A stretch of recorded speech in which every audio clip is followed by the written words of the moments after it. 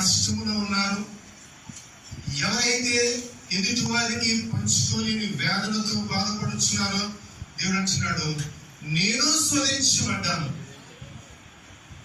నా ముఖం మీద ఒక క్లాత్ వేసి పిడిగుద్దులు గుద్దారు, ఎవరు నిన్ను గుద్దారని నన్ను చెప్పమన్నారు.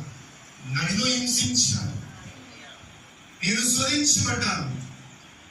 మీరు ఒకవేళ శోధనలో ఉంటే నేను మీకు సహాయము చేయగలను. నేను జ్ఞానవంతుని, నేను మీకు జ్ఞానం ఇస్తాను. నేను తెలివైన వాడిని, నేను మీకు తెలివినిస్తాను.